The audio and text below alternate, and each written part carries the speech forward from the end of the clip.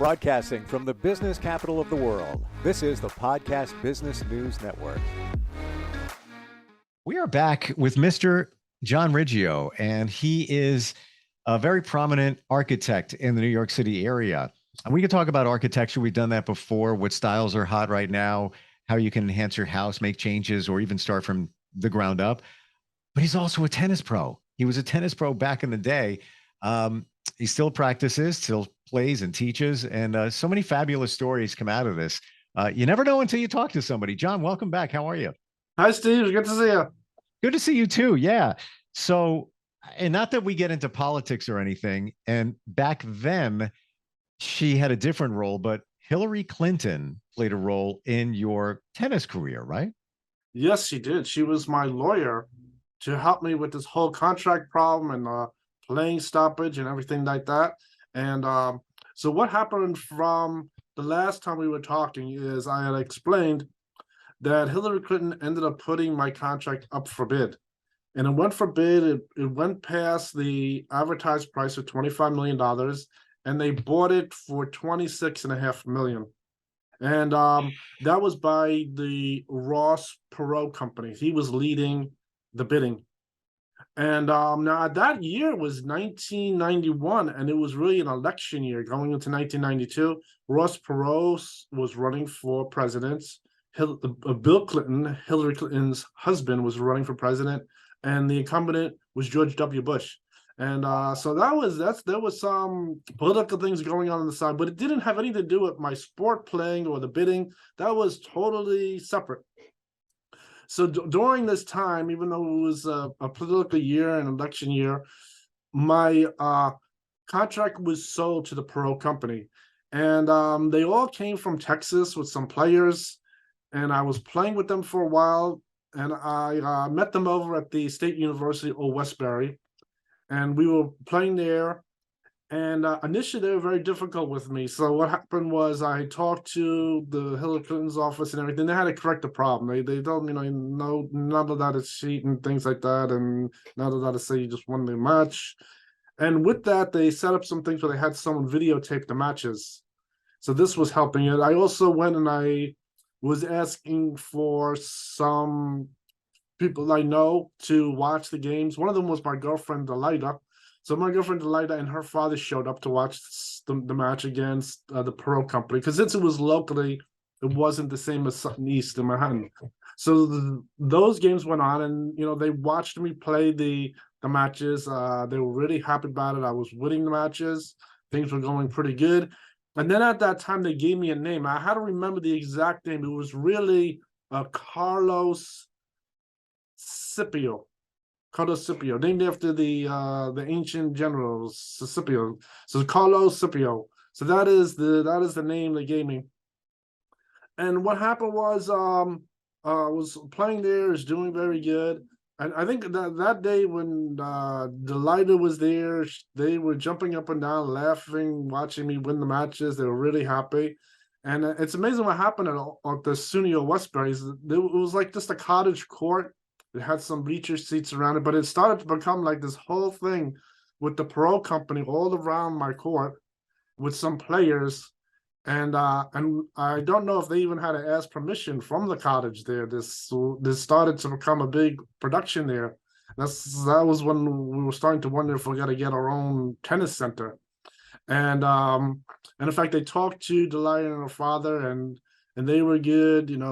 They said they can't wait to get married and everything. And so, in fact, one thing about Delilah, just to point out, I think I just didn't come out directly say it, but she was also an adult movie actress. She had her own contract, and she was a porn star. So she had shown me her movies and everything. And so what happens? And her father was a commercial artist by his employment, and of course, I explained he played ITF tennis, so he really liked that business. So what happened is, so during that year, I was playing with the Ross Perot company. And this rolled over past the election. That year, and it went into 1992. And then I was given a call by Hillary Clinton personally, that's her office, after they were in the White House. So she called me and she told me that something so amazing happened, that the Ross Perot advertisement campaign over in the Pacific includes China, Japan, Indonesia, the Philippines, some other countries over there, was very successful. They sent videos of me playing tennis with the name Carlos Scipio, and they really liked it. And my whole contract was bought over by an investor in the country of Japan. He paid $100 million for my contract. And this was the #1 tennis contract in the whole world. This was a really big achievement for our side and Hillary Clinton, because she was the one running the whole bidding and everything. And this was a really big achievement. It was the #1 amount of money. No one was even close to that amount of money. It was really big. In as far as all the sports, it was also like in the one of the top amounts of money too. Maybe like only like #2 or something like that. I think there were some other sports.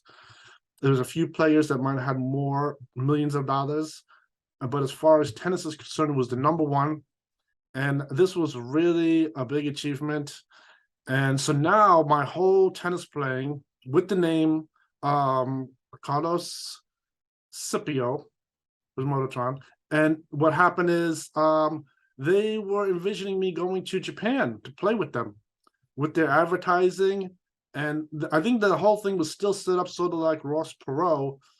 I think it was I was going to go there, and they already had all kinds of people advertising and working on this whole tennis thing. They had the billboards and the video reels of me playing tennis. And so what happened is I was told to wait for a phone call from Japan. And I finally did receive a couple phone calls from Japan. The only problem is that the people who called me from Japan, they did not speak English. That would be a problem. It was really sort of strange. They just were able to say the word Carlos Scipio. And I said, yes, that's me. I'm, pro tennis player. Okay, so where are we going to go in Japan? And when we got over there, and they really could not communicate with me. They did not speak English. I don't know why they didn't have a translator or something. It was very strange. I want to go back here for a second, John. So $100 million tennis contract was offered. How old were you at that point? Yes, though this is now 1992. That whole thing went ahead in 1992. So that's I must have been like approaching like 23 or something like that. It's unbelievable. So you have this $100 million potential contract floating out there. What happened from that point? Everything went great because the people in Japan, they were already riding on this whole thing, the Monotron, and they were already had the advertising there and everything, and the guy from Japan was sort of happy. He was really happy, about the whole thing, and it wasn't canceled. Nothing was canceled about the contract. But the whole thing with me going over there was initially a problem. So that's what happened.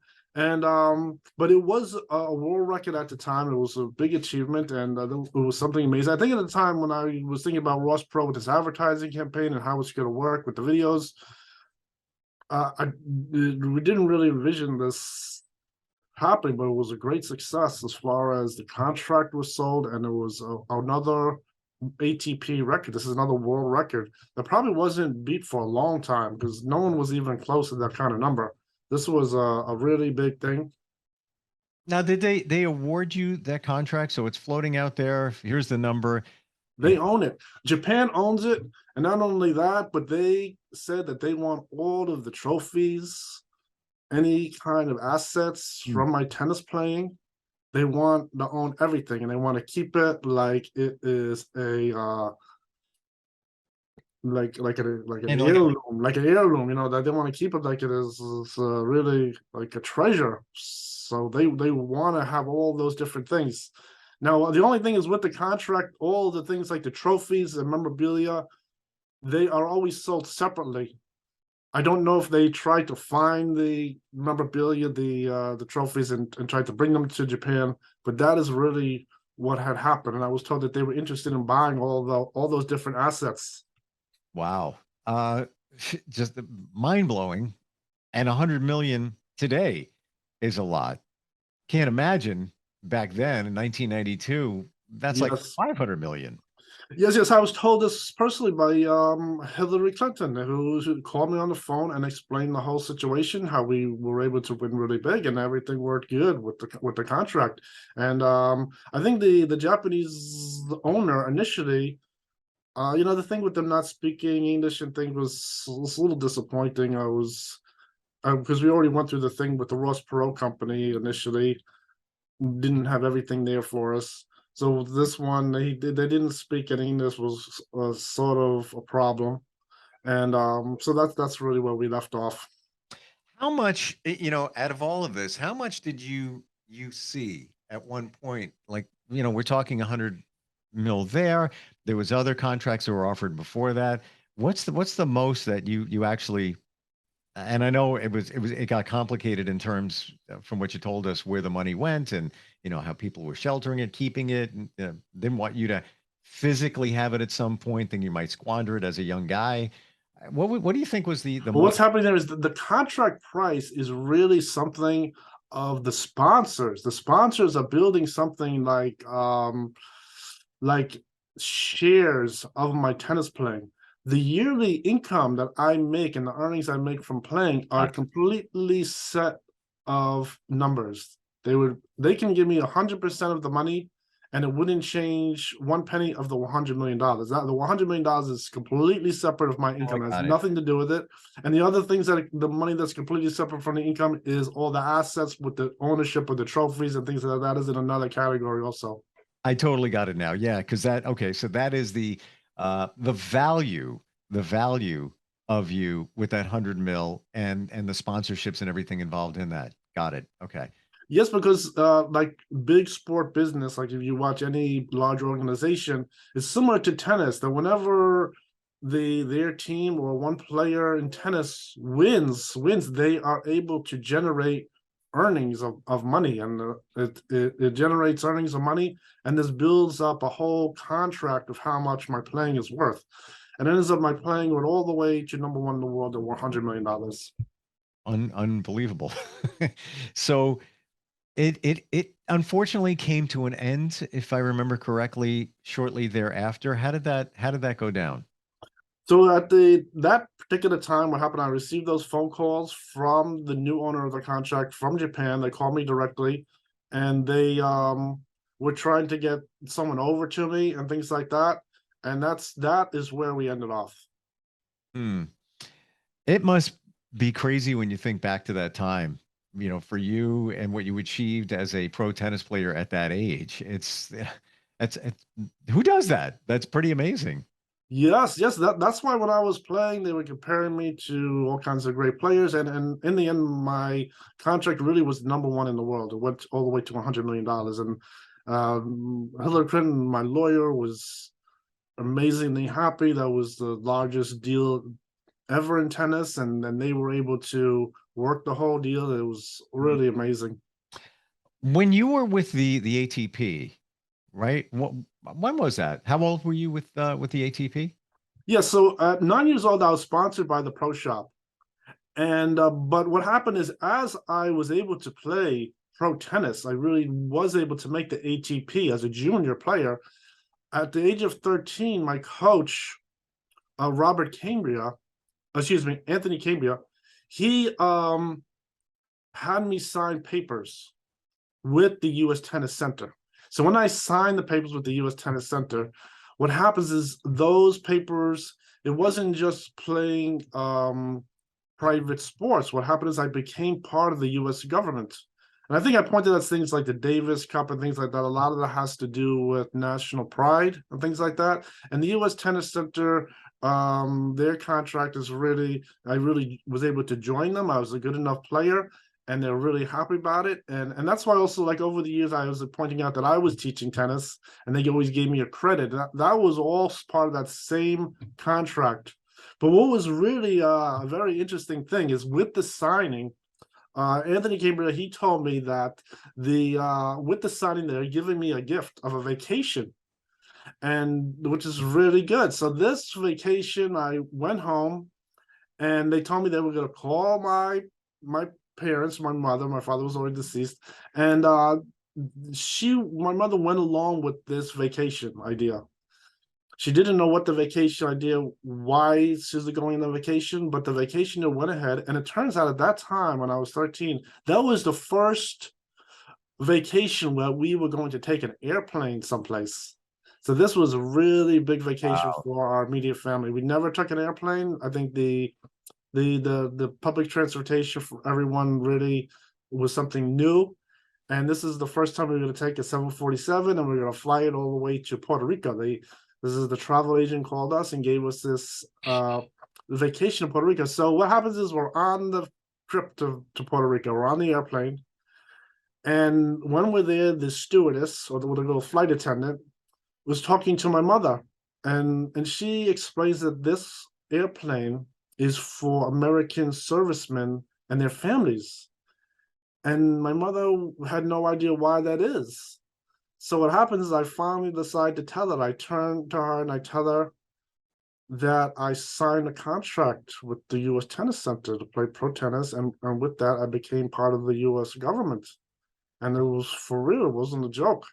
So this is and she was like, "Wow!" She was impressed with it. You know, my family was a good Patriot family. They were like, "Wow, that's amazing." And so the whole time up to that point, my mother really didn't realize what was going on with this vacation. So we went to the vacation. It was just a brief vacation as a gift, and we came back. And but I think one thing about the vacation also is I think that's sort of like an initial training. I mean, that experience I think was really good as far as initial training, because when it comes to tennis, there's always these different instances where you might have to fly someplace within the country or internationally.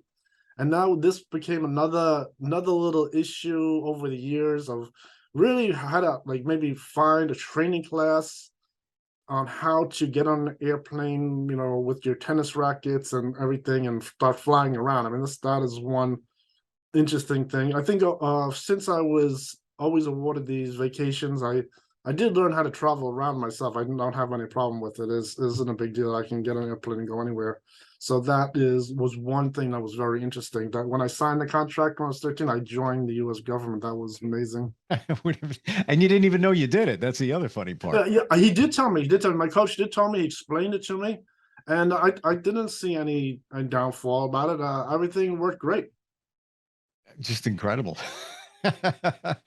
So at that point, now you were 13. When you got up to, the early 90s, you were in your, low approaching your mid 20s. How did the whole tennis thing end? What was the ending point? How did you know that, oh, okay, this is not going to continue? Okay, so when I signed at 13 with that, I did the understands, and then at the end was really like when Japan owned my contract. So that is sort of where we left off. But in fact, I think all of my contracts are really left open. Even Dunlop called me on the phone in 1996. This is after I was meeting back with some of the old players: Boris Becker, Novak Dvorak, Chrissy Everett, Venus Williams, Serena Williams. I was meeting back with them for a while, and I was then given an open sponsorship with Dunlop tennis rackets. And Dunlop tennis rackets is pretty good. That's sort of like Slazing. When you were sponsored by Dunlop, it's really the top company. It's one of the top companies that would only sponsor a top pro. So that is pretty good. So that is left open too. And so I think there's still a lot of things I could even get from tennis. There's all kinds of things I could still work on, and that's where we are. If you look back on your early tennis career as a pro, John, what would you have done different? Is there anything that you think of that I probably should have done that, or I probably should have done this? I think if there's any one thing that to plug the holes to really get things going more consistently was to really try to get like an administrative coach, similar to Anthony Cambria. I mean, one thing about Anthony Cambria as my administrative coach is that he was very high in tennis, and he had a great know-how. And so what I needed to do is, I think at the point of, say, like Ross Perot and Japan, is really to have this kind of administrative coach to put in the pieces. And there's some people hire someone like that. And that is another one way to potentially plug the hole. When I was at Sutton, they had someone like that there. They worked as a team of people and they put everything together. They did a great job there. But I think as far as those down years, really, I would really have to hire like an administrative coach. There is a possibility you could find someone and hire them to fill in that problem. I think I pointed out some other instances, like we had the tennis club had a representative, similar type of thing where you hire like a representative to help you along with those items, and that would clear out some problems. Really, player usually just doesn't call the tennis center themselves and arrange games. It's not really allowed. So it's really you have to try to find some kind of administrator. And I was talking to the Japanese representative, even though he didn't speak any English, and trying to explain that to him, to send people down here to do things like that. That's really what was happening. And same thing with the Perot company. So I was explaining to them some kind of idea like that too, just to really get things going a little better. Yeah, it's amazing when I think back to Ross Perot. He was a big tennis guy. He played a lot of tennis back in the day. So yes, he was sponsoring athletes and has all kinds of sponsorship with containers. And yes, he was doing all kinds of things like that. And he had a group of people, but there was some little points like that I knew about. I think not everyone is really playing in the U.S. Tennis Center like myself. It has a signed contract. A lot of people just playing loose and they play for a while and then they leave. So I was really a more permanent member of the ATP. Amazing start to your life. I call it start to your career. That was the first career. And then eventually you led into being an architect. At what age were you, John, where you officially were a paid architect on your own? I know that you worked for another firm for a little while, but when did you go off on your own? I think really I started to make some income as soon as I started college. I started to take on these jobs where you would draft a house, things like that, and they would give me money. So it was a simple transaction. And from there, it worked up to where I would get maybe a full-time job in that type of work of really drafting, and slowly would move up in my knowledge as working as an architect. That's how it was happening. Amazing. I know on your website you have photos and memorabilia of your tennis career. Can we find that from the main page, or you have to? It's a separate address for that. You cannot find it from the main page. It is a separate address. You can find me those locations. You could find on either YouTube or you could find on my Facebook page. And but what it is I can get the address here for you. Let me just take a quick look. Sure. And I know the website is John Riggio, RIGGIO.com. When you go there, you're going to find all the architecture and services and everything that John does in that arena. But I know that he's added the separate tennis side just to see some of the, stuff from back in the day, the classic stuff. So what I did with my tennis side is I attached it to my architect side on purpose, because I wanted the people to realize that I am the same person connected with tennis. Sure. So I made it the same web address. It is www.johnriggio.com. The only difference is it's / the word tennis pro / index.html. That is the only difference. So it's at this point, it's still attaching them both together on purpose so that it looks good. And that's how I did that. Gotcha. Yeah. Always great stories. And, if even 2% of the population could achieve what you have achieved back then, would just be amazing. Just phenomenal stories. And John, always great having you on here. I really appreciate it. Great. Thanks a lot, Steve. It was good talking to you. Thank you. Check it out. The website, johnriggio.com. We'll be right back.